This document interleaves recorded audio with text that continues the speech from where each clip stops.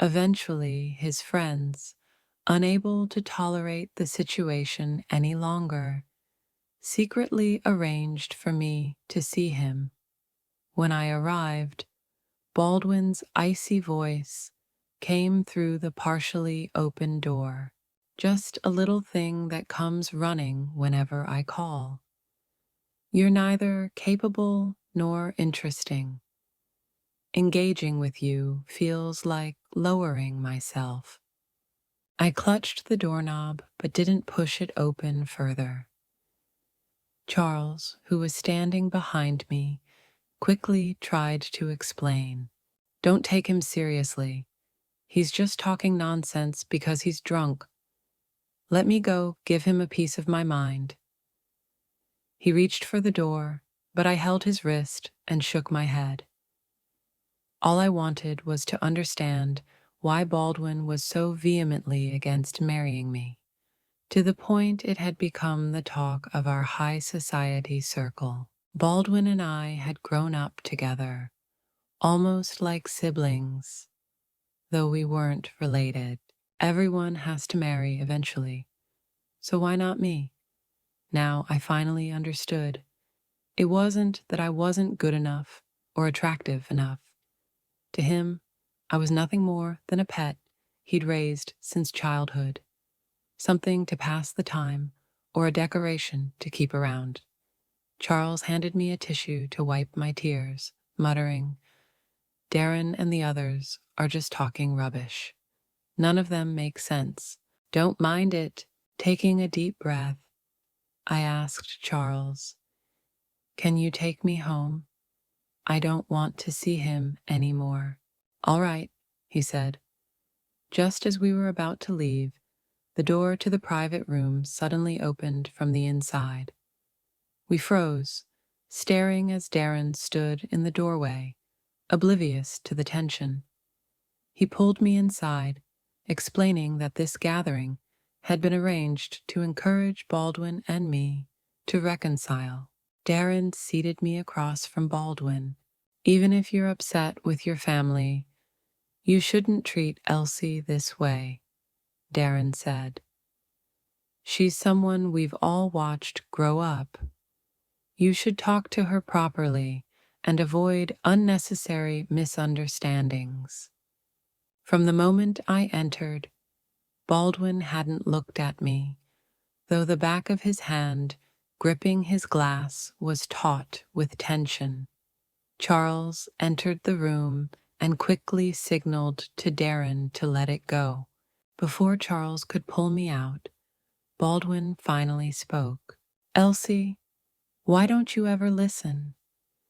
Didn't I tell you we shouldn't meet until Grandpa and my parents changed their minds? Why are you so stubborn? I lowered my head, unsure how to respond. The room's atmosphere felt frozen. The last time Baldwin had been this angry was when a senior from his school had confessed to me. Charles sighed, walked over to pat my head, and gestured for everyone else to leave the room. Left alone with Baldwin, he irritably sipped his drink. Don't you have any self-respect? I told you I'm not interested in you. I've never seen you as a woman. Instead of clinging to me, why don't you focus on bettering yourself? All you do is revolve around men. Are you that desperate? When I take over the company and start traveling frequently, I can't have you trailing after me. It felt like I had plunged into icy water. My body went numb, drained of any energy to respond. So this was how he'd always seen me. Stay away from me, he added. Grandpa will probably cancel this engagement soon anyway. I mean it. Don't have Charles or anyone else bring you to see me again. Memories of my life with Baldwin flooded my mind like a carousel. I had once treasured these moments as my most precious possessions, but now I realized how blind I'd been. I had ignored his growing impatience with me, starting in high school. I had overlooked his disdain for my appearance and how he'd mocked the idea of anyone liking me after his senior's confession. Looking at him seriously, I said, "Baldwin, I'll always be grateful that you saved me when I was little. From now on, I'll remember that and won't bother you anymore." With that, I stood and left without looking back. Returning to the villa, I switched on the lights. The place was as empty as ever. My parents were rarely home, and Grandpa lived in the mountains to rest. According to Baldwin's mom, when I was born, there had been only one nanny caring for me. When I was 3, she left the door open while running errands, and I wandered into the street. Baldwin, playing in his yard, heard my cries and brought me back to his house. For nearly 10 years after that, I grew up following Baldwin. We attended the same schools, from elementary to university. When I was bullied for being antisocial, Baldwin stood up for me and taught me how to protect myself. He was more present in my life than my so-called parents ever were. I relied on him too much, so when he began avoiding me, I panicked. A year wasn't long, but it had felt harder than the previous 10 years combined. Now, as I stared blankly at the email approving my exchange student application, I took a deep breath. My therapist had suggested changing my environment and finding new hobbies to distract myself. I had intended to inform Baldwin, but when the thought crossed my mind, I couldn't help but laugh at myself. He would likely prefer me to stay as far away from him as possible. When I left, I simply sent a message to my parents, knowing full well they wouldn't care. Upon arriving in White Country, I awkwardly managed all the paperwork and secured a rental. Surprisingly, it wasn't as hard as I had expected. While waiting for the school term to begin, I visited nearby cities as a tourist, just as the therapist had suggested. Exploring new places and seeing the world really shifted my perspective. My habits changed too. After being robbed 3 times and repeatedly harassed, I decided to learn martial arts. No one was going to protect me anymore. I had to learn to defend myself. 2 months into the semester in White Country, I received a call from Charles. "You went to White Country without telling anyone." "We only found out when we ran into some of your classmates," he said. "I'm just studying and taking a break," I replied. "I'll be back in a few months, so don't worry." "How's everything going? Is your place safe?" he asked. "Everything's fine. It's very safe," I reassured him. "Good. Why don't you let Baldwin know? He has some friends there," Charles suggested. "There's no need," I replied. "I'm fine and don't want to bother anyone." "All right, but if anything happens, make sure to contact me or Baldwin," Charles said before hanging up. In Baldwin's office, Charles ended the call and put his phone away. Baldwin, twirling a lighter in his hand, looked irritated. "You're the one who told her not to contact you," Charles said as he sat casually on the couch, holding Elsie's exchange student application form. Not contacting me doesn't mean she can't call or text. Charles continued. Just look at your blacklist. You're the one who said you were done pretending and actually blocked her. How is she supposed to reach out? If I were her, I wouldn't bother either. Charles rolled his eyes. He was a close friend of Baldwin's and had watched Elsie grow up. He knew her family situation, how she lacked parental love, spoke little, and clung to Baldwin. Baldwin, however, had always insisted there was nothing romantic between them.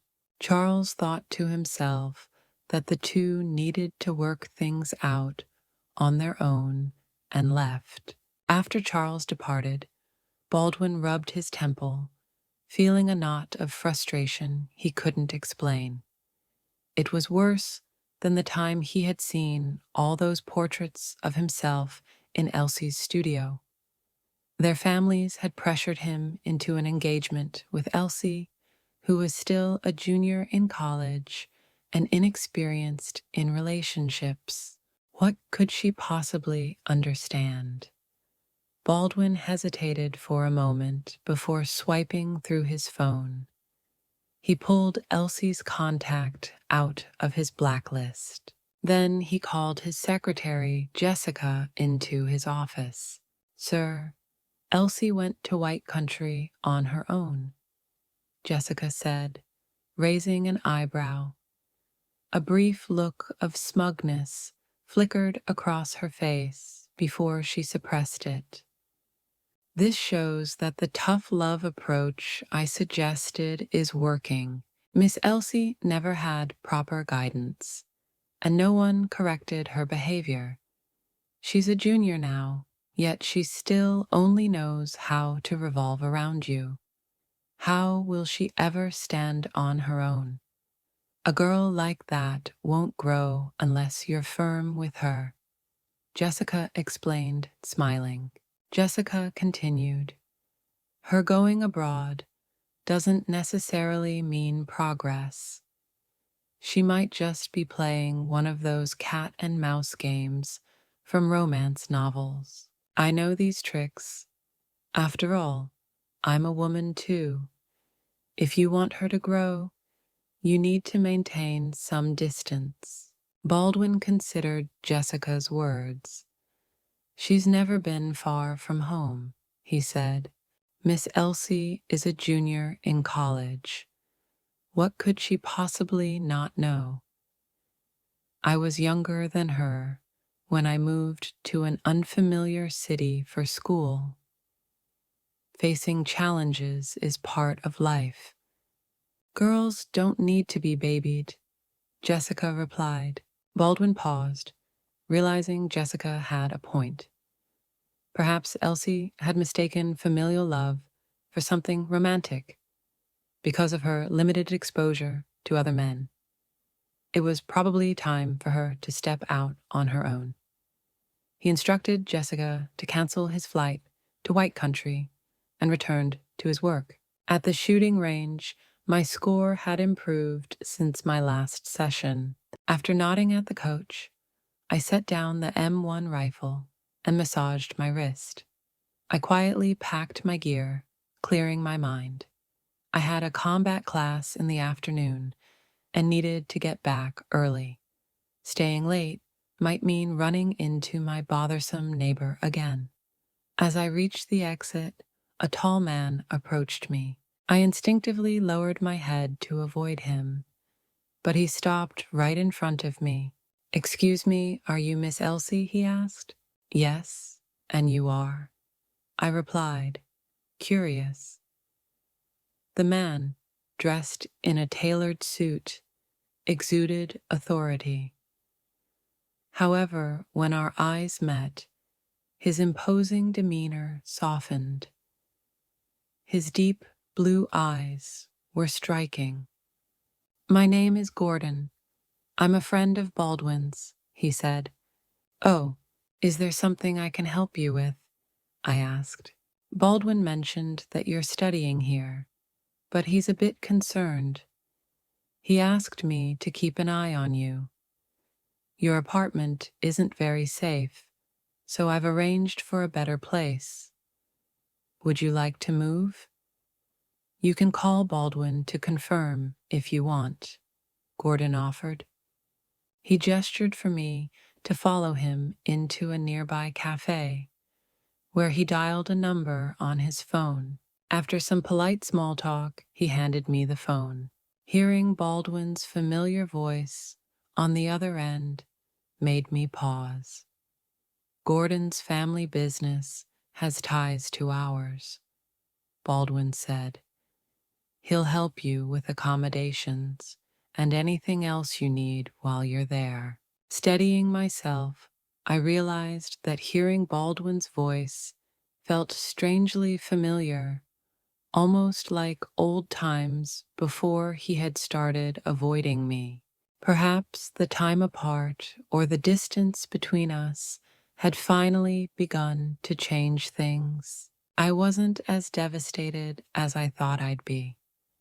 Okay, I understand. Thank you, I said. There was a brief silence on the other end before Baldwin spoke again. But don't be a pushover or cling to him. Learn to stand on your own and make some progress. All right, I know, I replied. After hanging up, I handed the phone back to Gordon and quietly followed him to the car. Since he and Baldwin were business partners, Baldwin had probably made some arrangements with Gordon for my safety abroad. There was no point in arguing about it. Once in the car, Gordon immediately made a call to have my belongings packed. Afterward, he took me out for dinner. About an hour later, the driver pulled into the driveway of a large manor. Miss Elsie, please, Gordon said as the car stopped.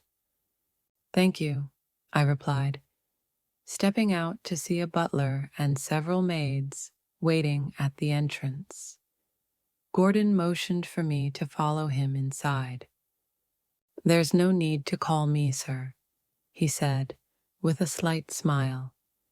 We met when you were 7, just before I went abroad. We've seen each other a few times since then. I looked at him, puzzled. Back then, you were playing hide and seek with Baldwin and ran right into my leg, Gordon recalled, smiling at the memory. At the time, he had been visiting Baldwin's house with his father. As soon as they entered, a little girl had sprinted straight into him. At that age, most kids would have cried loudly, but young Elsie had simply rubbed her nose, sat on the floor in a daze, and blinked back tears. Before he could comfort her, she wiped her own tears and muttered, "It doesn't hurt," then ran off. Gordon had assumed she was in pain, but had no one to console her. Baldwin, who was just 9 years old then, had his hands full with his own distractions. Gordon had even thought to himself, if no one's taking care of her, maybe I should. He never imagined that over a decade later, that whimsical thought would come full circle. Before I realized it, we had reached the second floor. To the right of the staircase, a man and several maids were packing my belongings. The man stepped out to greet Gordon. Sir, wasn't Miss Elsie supposed to stay in an apartment? Why has it been changed to the manor? Hearing this, I looked up at Gordon. The tall man rubbed his nose and casually replied, "Oh, my cousin's moving into the apartment soon, so I had to put Miss Elsie here for now." Understood, the man said. The next few days passed uneventfully. Gordon had arranged a small studio for me on the manor's 3rd floor. When I wasn't attending class, I spent most of my time painting in the studio. Gordon often worked in the study, but sometimes he would join me, sitting nearby to watch me paint. He joked about collecting works from a future art prodigy. When he learned I was practicing shooting and combat, he even volunteered to coach me. Noticing my plain athletic wear, he had a luxury brand send over a selection of stylish outfits, all impeccably chosen. I hadn't realized I could look so polished. I thought this peaceful routine would last forever. But one day, the atmosphere in the manor shifted.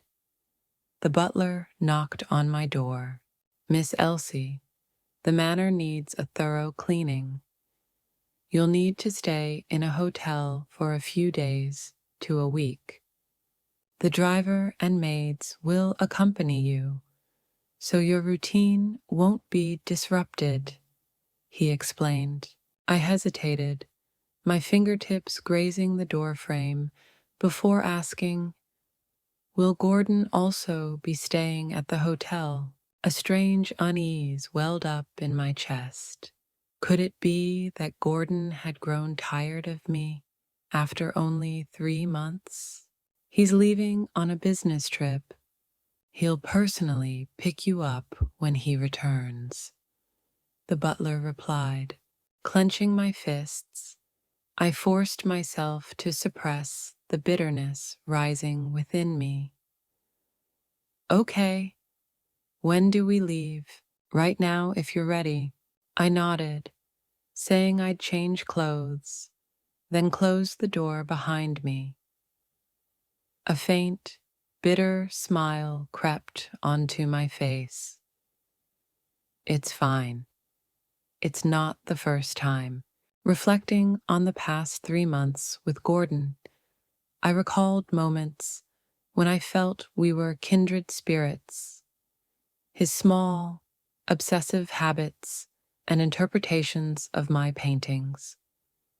Forget it. I don't want to dwell on it. Maybe he really does have business to handle. Grabbing my backpack, I headed downstairs. Most of the maids had already left. Only the butler and driver waited at the door. A sudden thought crossed my mind. Could Gordon have gone bankrupt? The idea amused me, and I ended up choking on my own laughter. Gesturing to the butler, I turned and ran to the kitchen for some water. The estate wasn't massive, but it wasn't small either, and I still wasn't entirely familiar with it. After drinking the water, I passed by a room with the door slightly ajar. Faint sounds of glass breaking reached my ears. Hadn't they said everyone else had left? Was it Gordon's pet cat or dog? It couldn't possibly be a person, could it? Curiosity gnawed at me. Grabbing a knife from the kitchen, I cautiously returned to the door and pushed it open. Behind it was a staircase leading downward. The stairwell was illuminated, with beautiful paintings adorning the walls. Holding my phone in one hand and the knife in the other, I slowly descended the stairs. At the bottom was another door, elegantly designed. I hesitated, considering the potential danger. Just as I was about to leave, I heard a familiar sound, a low groan that I instantly recognized as Gordon's. Turning back, I opened the door to find Gordon sitting on the floor, his expression utterly defeated. Shattered wine bottles littered the ground, and his right hand gripped a shard of glass, while his left hand was bloodied from striking the wall. I wavered between leaving quietly and following my instinct to help him. Ultimately, I decided to kneel by the doorway and speak. I wasn't entirely scared, though a part of me was uneasy. "Gordon, are you okay?" I asked hesitantly. Gordon froze, his entire body stiffening, as though he hadn't expected anyone to address him. Turning slowly, he looked at me by the door. "Elsie, how did you find this place? Didn't the butler take you away?" His smile was as gentle as ever, though his trembling left hand betrayed his unease. I paused for a moment, regretting that I had called out. "I'll leave then. I won't bother you, but don't forget to treat your wounds," I said, as I moved to close the door. "Please don't go," he whispered, his voice pleading. "Huh?" I paused, unsure of what to do. "I won't hurt you. Don't be afraid. I just had a bad dream and couldn't sleep. I feel a little scared. Elsie, could you stay with me for a while?" Leaving the basement, I found the butler still waiting by the door. "Miss Elsie, what are your plans?" he asked. "I'll stay and look after him. He must have just called you," I replied. The butler nodded. "Very well. He isn't in any serious condition. It's just that his mother's death anniversary is approaching. He still carries some emotional scars." I took a first aid kit back down to the basement, helped Gordon to the bed, and cleaned and bandaged his wounds. "Aren't you going to ask me anything?" he said. "No, but if you want to talk, I'm here to listen," I answered. "It's nothing," he replied dismissively. Since he couldn't sleep, I stayed with him, reading aloud. I often struggled with insomnia myself, so I understood. Sometimes we'd watch movies on my tablet together. 3 days later, Gordon returned to his usual self and pulled me out of the basement. The maids and butlers acted as if nothing had happened, but I felt a subtle change between Gordon and me. "Elsie, could you do me a favor?" he asked one day. I had just finished my final art project in the studio on the 3rd floor when I turned to see him sitting nearby, a faint smile on his lips. "Of course," I replied. He raised an eyebrow. "I haven't even told you what it is yet. With your wealth and influence, I can't imagine there's anything I could help you with. I don't have much of a social network, so I doubt you'd need me to introduce you to anyone. The only thing I might be useful for is accompanying you somewhere, like an event," I said with a shrug, assuming it was something minor. "Very astute," Gordon said. "I want to invite you to my aunt's dinner party. She loves introducing me to debutantes, and I can never escape. It's been years since I've had a female companion, and now you're here." I agreed without hesitation, though I'd had no one to guide me growing up. I was never short of money or resources, and had taught myself everything I needed to know. That morning, Gordon personally delivered a gown to my room. It was a dreamy pink dress with layers of tulle forming a full skirt, and the bodice was decorated with delicate floral details. It was both elegant and playful. After changing, a stylist did my hair and makeup to match, standing on the 2nd floor landing, holding the hem of my dress.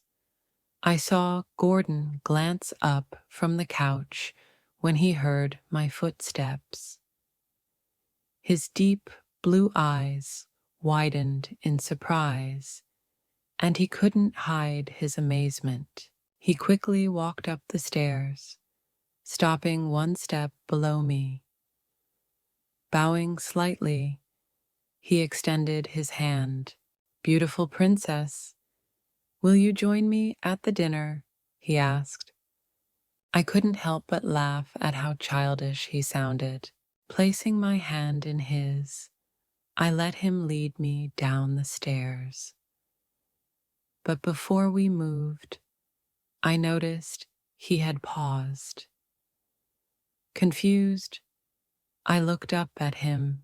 "Elsie, this is the first time I've seen you smile since you came here. Do you know why I picked this dress for you?" he asked. I shook my head silently. "Don't let others' lack of appreciation diminish you. You are already beautiful, both inside and out," he said softly. The dinner went smoothly. Gordon's aunt took a liking to me, and none of the debutantes he had mentioned earlier were present. After the opening dance, Gordon invited me onto the floor. "Looks like your charm wasn't enough to ward them off. I was supposed to shield you, but it seems I haven't done much good," I teased. Gordon lowered his head and replied, "Maybe it's because a certain lady is too radiant." Looking into his deep blue eyes, I noticed they were calm yet intense. Over the past months, I had felt his feelings for me shift. It wasn't pity or politeness, nor the casual affection one might have for a younger person. It was something deeper: acceptance, indulgence, and even admiration. I know this might sound cheesy, but it's the best way I can express it," Gordon said, his voice as smooth and rich as a cello. "I want to be a gardener, nurturing and caring for a flower until it blooms, and then dedicating my life to admiring and protecting its beauty." Suddenly, his arms tightened around my waist, pulling me into a firm embrace. "Sorry, I lost control," he murmured, but he didn't let go. "Your confession is so cliché," I muttered, though I understood what he meant. As the music ended, I tried to free myself, but Gordon didn't follow the usual script. I had barely taken a few steps when he grabbed my arm and lifted me off the ground. The crowd around us gasped in surprise as he carried me out of the estate without saying a word. Once in the car, the ride was silent.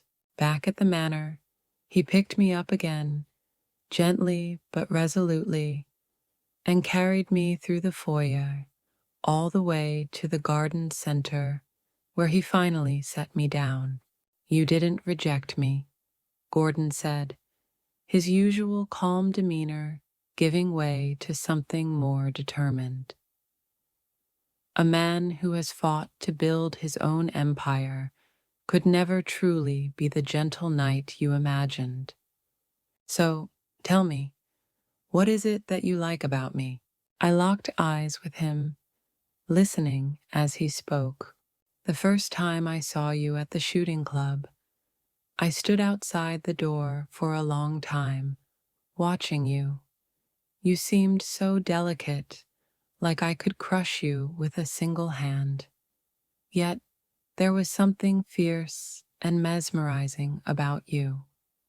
Unloved, insecure, and suspicious of everyone, yet able to create such pure, heartfelt art. Everything about you aligns perfectly with what I'm drawn to. The nanny who gave you sleeping pills as a child and punished you over the smallest mistakes, she ended up bedridden after a fall. The girls around Baldwin who spread nasty gossip about you, they all received anonymous threats. That neighbor who used to bother you in White Country. You caught him sneaking out with a trash bag and kicked him where it hurt most. He smirked. You're clearly a little tiger, but you play the role of a sweet bunny flawlessly. I slapped his hand away as he touched my face, feeling unnerved by the obsessive gleam in his eyes. So what? I retorted, glaring at the man before me, who seemed more like a wolf with sharp fangs. When you stayed with me in the basement for those 3 days, I thought about how perfect it would be if you could always stay by my side. Gordon's hand slid to my cheek, then trailed to my neck, tightening slightly. His grip was strong and commanding, as though my very life rested in his hands. Be mine, Elsie, he said. I can be your family, your friend, your lover, whatever you need. You'll have my entire heart, and I'll belong to you completely. My wealth, my family, my body, my soul, my life, everything is yours. In that moment, time seemed to stop.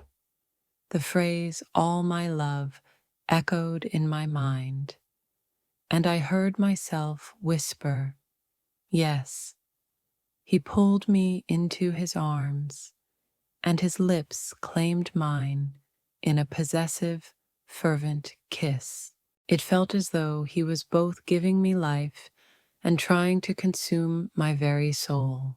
The next morning, I was jolted awake by the sound of a phone ringing. I usually kept my phone on silent, and the only number I had shared since moving was Gordon's. Annoyed, I considered throwing the phone when a hand touched my face, calming me. I loosened my clenched jaw, releasing my lower lip from my teeth. It's mine, Gordon murmured soothingly. He picked up his phone, glanced at the screen, but neither answered nor declined the call. I opened my eyes and looked up at him as I lay in his arms. He raised an eyebrow, clearly amused. It's Baldwin. Should I answer? He asked, before lowering his head to plant a gentle kiss on my lips. Hand it over, I said, rolling my eyes at his childishness. Gordon, Baldwin's voice came through the line. I heard you took Elsie to the ball yesterday. Thanks for looking out for her. She's not used to those kinds of events. I hope she didn't cause any trouble. I cleared my throat, cutting in. I didn't cause any trouble. I was very well behaved, I said, silently chastising myself for falling so hard for Gordon's charms. Elsie, is that you calling so early? Baldwin asked. Gordon handed me the phone, but Baldwin, thinking we were up early for breakfast, said, Good habit of waking early. Keep it up. I didn't feel like explaining and simply replied, Okay. After exchanging a few meaningless pleasantries, he hung up. Meanwhile, Baldwin stood on the golf course with a few friends. Ivan, grinning smugly, said, I told you so. Yesterday, my sister was at your aunt's dinner and immediately recognized Elsie. Baldwin glanced at the call screen, his expression dark and unreadable. Do you have photos? He asked. Yeah, my sister sent me some. Ivan, oblivious to the tension, pulled out his phone, but froze when Baldwin's voice turned icy. Let me see them, Baldwin demanded, snatching the phone away.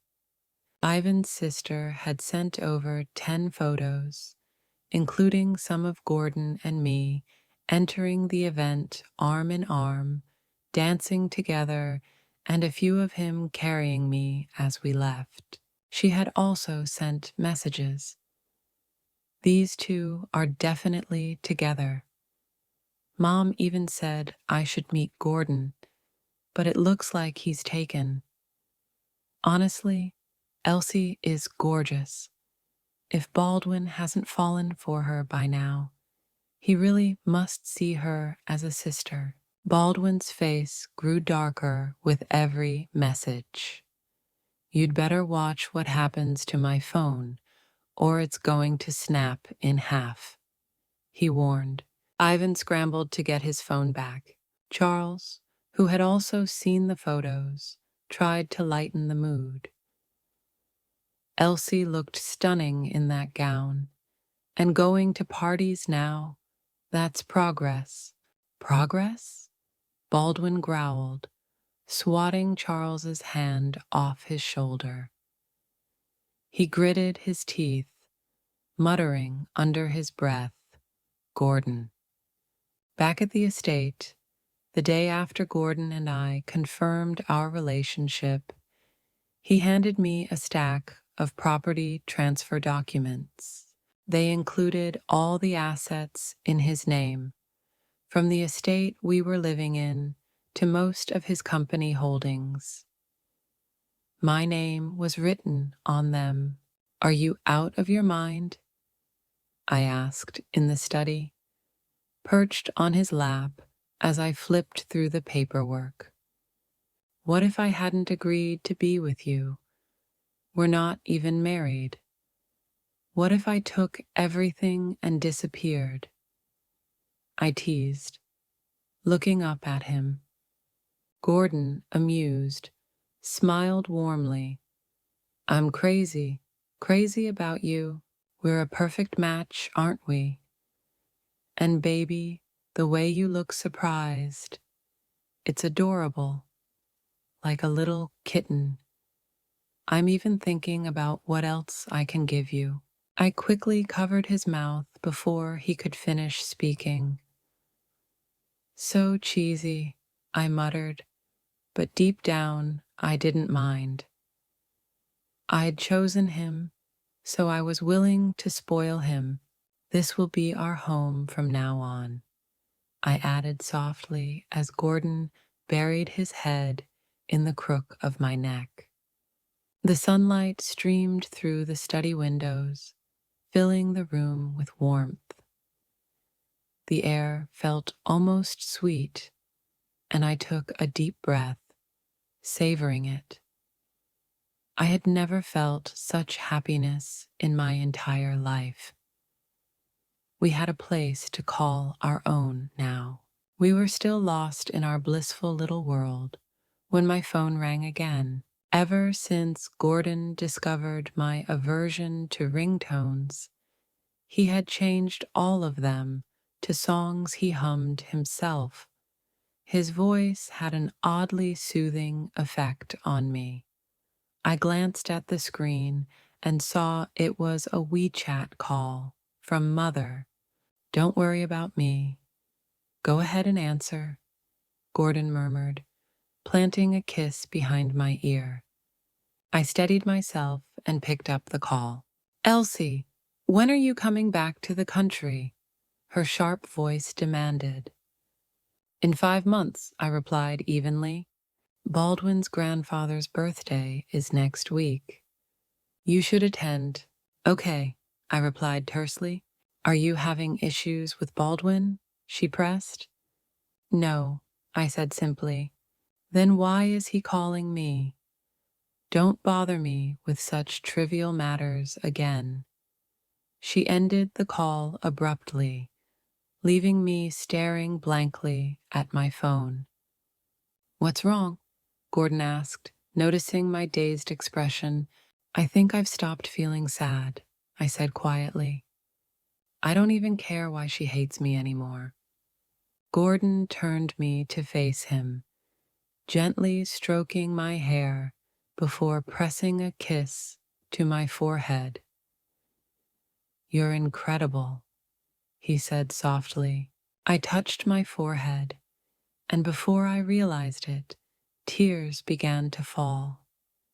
I broke down in his arms, finally letting everything out. "It's okay," he whispered. "You'll never have to endure that kind of pain again." We returned to the country the day before Baldwin's grandfather's birthday. I brought Gordon to my family's villa, where he spent the night sulking after seeing Baldwin's portrait in my studio. To calm his jealousy, I promised to paint more portraits of him in the future. When we arrived at the banquet hall the next day, the venue was already bustling. Before we encountered Baldwin or his family, Gordon was quickly surrounded by a crowd. Seizing the opportunity, I slipped away to a quiet corner with a small cake in hand. "Miss Elsie." A familiar voice interrupted my solitude. I looked up to see Jessica, Baldwin's secretary, dressed in a white strapless gown. She was the person I despised most in the world. Jessica, ignoring my obvious annoyance, sat beside me. "You actually came back. I thought you had enough backbone to stop clinging to Baldwin," she sneered, swirling her wine. "A girl should have some self-respect. Stop shamelessly lingering around him. Do you know how much his mother dislikes you? You're nothing but an unruly girl with no proper upbringing. Proposing an engagement just to please Baldwin's grandfather, it's pathetic. You're nothing but a toy to Baldwin. I'm the one who belongs by his side. With your looks, you must be dreaming of becoming Baldwin's little wife." I glanced at the cake in my hand, suddenly losing my appetite. Jessica had exploited my insecurities before, back when Baldwin distanced himself from me. But this time, her malice didn't affect me. I saw her for who she truly was. I stood, intending to walk away, telling myself to ignore her hateful words. But before I could leave, Jessica grabbed my wrist and pushed me. The wine in her glass spilled across her dress. "Miss Elsie," she shouted, raising her voice to draw attention. "I don't have any improper intentions toward Mr. Baldwin. You don't need to be hostile toward every woman around him." Her dramatic outburst immediately drew the gaze of everyone in the hall. I turned, sensing a familiar presence, and sure enough, Baldwin was approaching with his grandfather and mother close behind.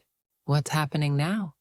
Baldwin asked, frowning as he took in Jessica's stained dress. His mother chimed in disapprovingly. "Today is Baldwin's grandfather's birthday, and you're not even his fiancée yet.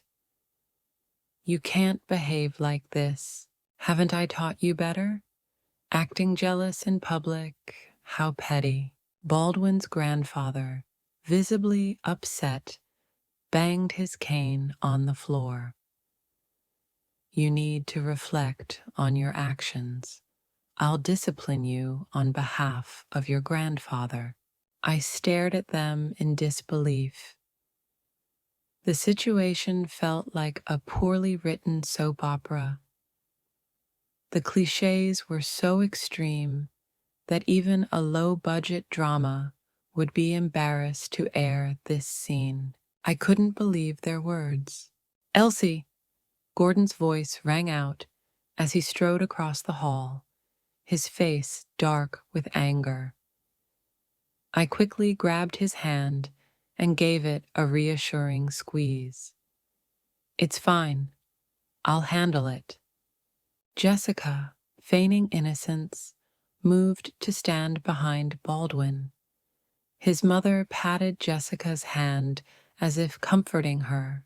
Their accusations were so absurd that I couldn't help but laugh quietly. Without a word, I pulled out a recorder from my bag, turned it on, and cranked up the volume. Jessica's voice played loud and clear. "You're nothing but an unruly girl with no proper upbringing. I'm the one who belongs by Baldwin's side. With your looks, don't act all high and mighty." The room fell silent. Everyone's curiosity quickly turned into disdain. Baldwin and his family's faces shifted through a spectrum of emotions, while Jessica's went ghostly pale. Slowly, she released her grip on my wrist. Someone nearby stifled a laugh, and whispers began to ripple through the crowd. "Who said they're spoiling Elsie? Look at how they treat her. Didn't Baldwin push for the engagement? Maybe they think Elsie's family is easy to manipulate. She's from a respectable family of scholars, but they're clearly bullying her because her parents work abroad. She's sharp and pretty, though, and clever." I turned off the recorder, offering a polite, professional smile. "I've been bullied all my life, so I'm always prepared. A recorder is a daily necessity for me." Baldwin's grandfather glared at him. "Who brought this secretary here to ruin my birthday party?" he demanded, swinging his cane at Baldwin's leg. His mother, suddenly flustered, grabbed my hand. "Oh, it's my fault," she stammered. "I was too hasty. I didn't want Elsie to pick up bad habits. I've always treated you like my own daughter." I gave a quick, disinterested nod, casually withdrawing my hand in a way that seemed effortless. "What's all this talk about an engagement? Baldwin and I are nothing more than siblings. Neither of us agreed to anything, so don't go spreading falsehoods." I blinked innocently, turning my gaze to Baldwin, who wore a dark expression. "Right, Baldwin? My dear brother, your secretary is terrifying. If I hadn't brought that recorder, you'd all have framed me with your lies. I'm not even married yet, and you're already fabricating rumors about me. How rude." The group in front of me stayed silent, clearly intimidated. They must have thought I was easy to bully, but even the kindest person has their limits. I let out a faint, derisive snort before turning to the man gazing at me with such tenderness. Taking his hand, I said, "Darling, did I do something wrong? Why do they all seem to dislike me so much?" I was even planning to introduce them to my boyfriend. Gordon pulled me into his arms and kissed the top of my head. "Then let's just stay away from these people," he said softly. Lifting his head, his expression turned cold as he looked at them. "Since we're not welcome, Elsie and I will take our leave." Without waiting for anyone to respond, Gordon wrapped his arm around me and began leading me out. "Elsie, wait!" Baldwin called out, finally breaking his silence. But Gordon and I exchanged a knowing glance and kept walking without slowing down. When we returned to my house, Gordon wasted no time. As soon as we stepped inside, he pressed me against the door with an intensity that reminded me of a ravenous wolf. His lips claimed mine urgently, and my mind went completely blank. My head tilted back as I surrendered to his overpowering affection. I wasn't sure how long it lasted before he finally pulled away, though he kept stealing gentle kisses. Do you have any idea how beautiful you are? Even the way you bite like a little rabbit. It's so irresistible. Tell me, did you slip me some kind of love potion? He teased. Blushing furiously, I pushed him away. When he was serious, he resembled a cold, aloof CEO, but when in love, his passion was overwhelming. I loved this side of him, the shameless and unrestrained way he expressed his feelings was exactly what I craved. Wrapping my arms around his waist, I buried my face in his chest. Maybe it's because I have you behind me that I'm brave enough to act so boldly, I murmured. I've always been someone with a vengeful heart. Now that I have you, anyone who crosses me will feel my bite. Gordon laughed heartily, his chest shaking with amusement as he tightened his hold on me.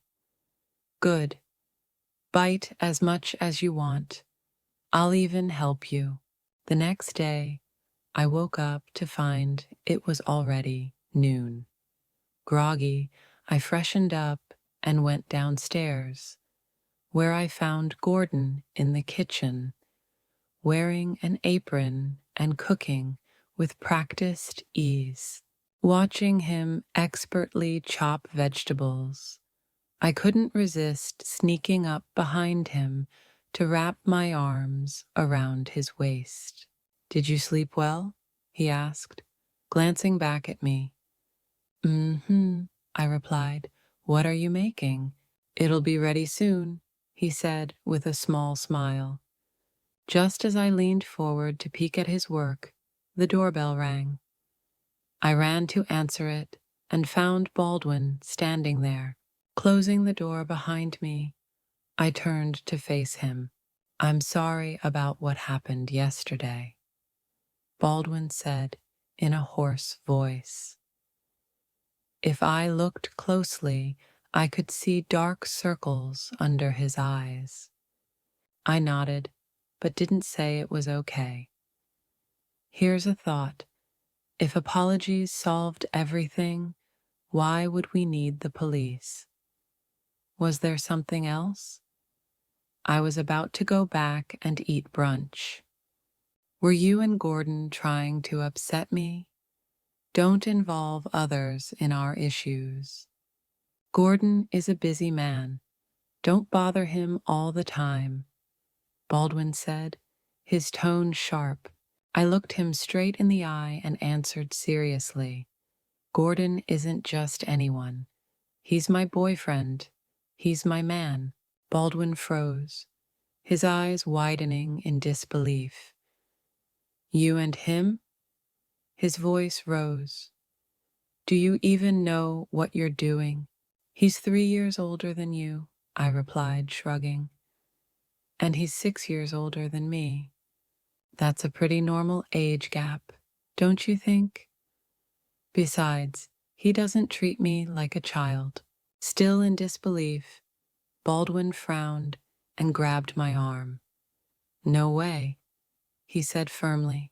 I struggled, but couldn't break free. What are you trying to do? Let go of me. Do you even know about his family? Baldwin demanded, his voice cracking. His mother was driven to her death by his father. Gordon's dad was a controlling tyrant who kept his mom locked up at home for a decade. She eventually developed severe depression. One moment, she was greeting Gordon downstairs. The next, she jumped out of a window in front of him and died. He watched it happen. I froze, momentarily stunned by his words. Baldwin continued, his voice trembling with anger. His father was a control freak, and Gordon inherited that. Do you know how ruthless he can be? In white country, those who cross him face terrifying consequences. How can you— Enough, I interrupted, looking down with a faint smile. I know, big brother. I knew the moment I first met him. Baldwin stared at me, confused, as if he couldn't comprehend my words. I continued, my voice calm. From the start, he made all my decisions: what to eat, what to wear, how to balance school and hobbies. Everything was planned perfectly. I had to tell him who I met and what time I'd return home. But wasn't that exactly what I wanted?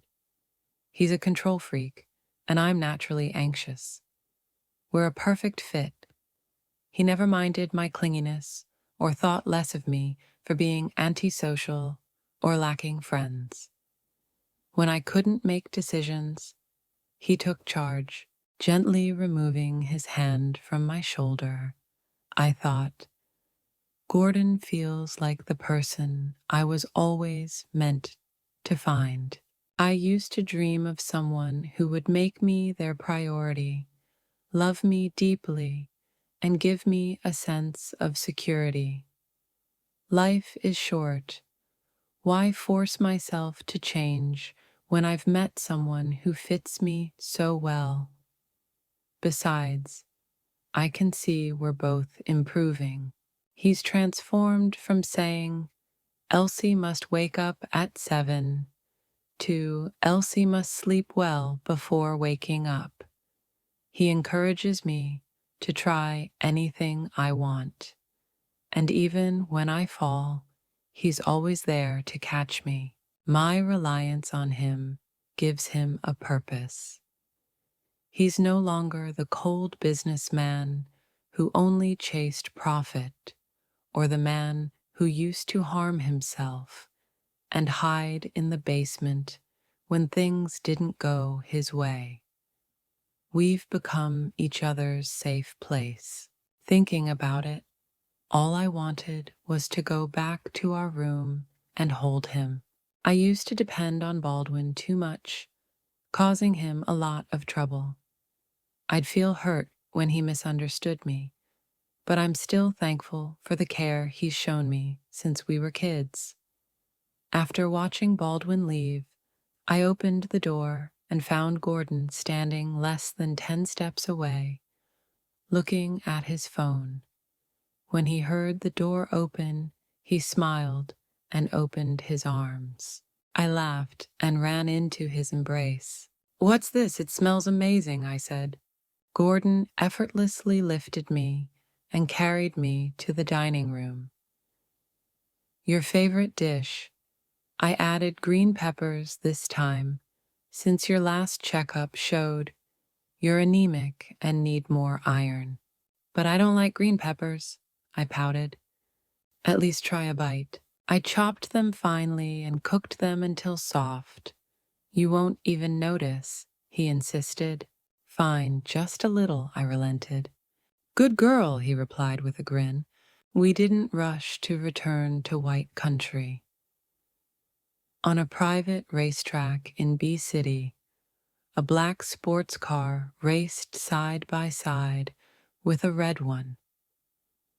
The wheels spun furiously as the engines roared across the track. In the end, the black car crossed the finish line just 1 second ahead of the red car. As the vehicles came to a stop, a man and woman climbed out.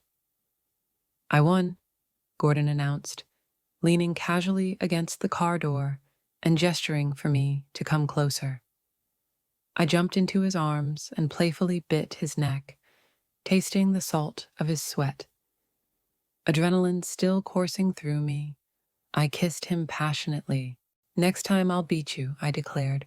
This time it was just luck. I'll work harder. My opponent is too strong. Okay, he replied with a chuckle. We also attended several auctions, where Gordon became fixated on certain items. I would raise the paddle and bid for him, gifting the items afterward, even though the money came from his account. In a VIP room at a bar, Charles snatched a bottle from Baldwin's hand. Drink less. You're already close to alcohol poisoning, he scolded, trying to wake him up. Why? Baldwin murmured. Charles leaned in to hear better. Why hasn't Elsie contacted me? She doesn't ask me to watch movies, read books, or draw with her anymore. None of these other women are as beautiful or obedient as Elsie. Jessica. Jessica. I fired her. She caused trouble and made Elsie leave for another country. Elsie, I regret everything. Baldwin buried his face in his hands, tears leaking through his fingers. Irritated, Charles lit a cigarette. As Baldwin's closest friend, he had always known Baldwin's feelings for Elsie went beyond sibling affection. But back then, even if he'd said so, Baldwin wouldn't have listened. Instead, Charles had tried to prevent Baldwin from hurting her. Now Baldwin was reaping the consequences of his actions. People often don't realize the value of what they take for granted until it's gone. Epilogue. In the early morning light, Gordon gazed lovingly at his wife as she lay in his arms. Years had passed since their marriage, and Elsie had only grown more enchanting with time. They had explored new interests together, applied to the same university, and shared a romantic college life. After graduating, they traveled extensively and participated in charity work, documenting their adventures in writing. They had been relaxing at the estate for 3 months, but planned to travel to Antarctica next month, with plenty to prepare in the meantime.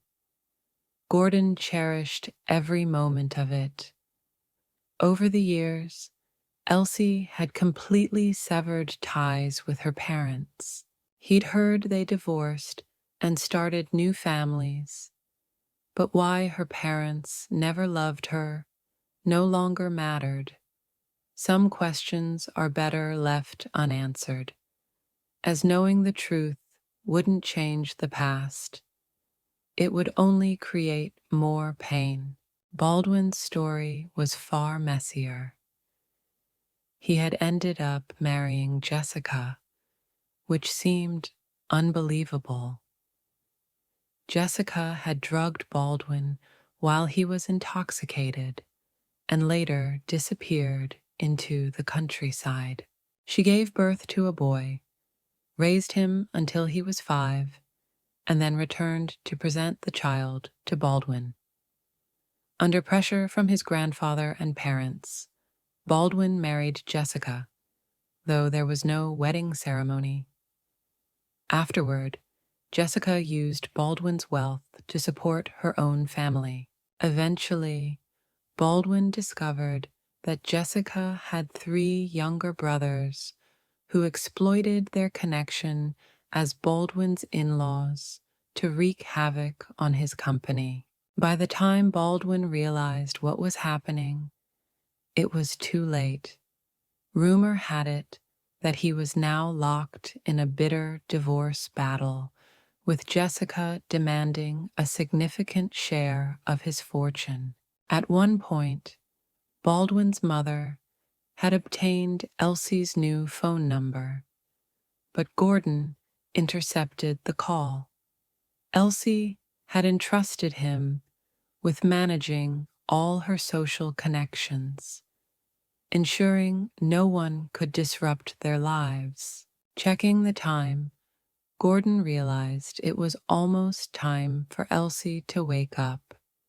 They had plans for breakfast, and he needed to help her choose an outfit.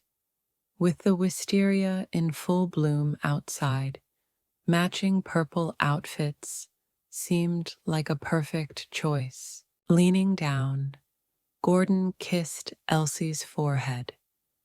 "Good morning, my love, my other half," he whispered.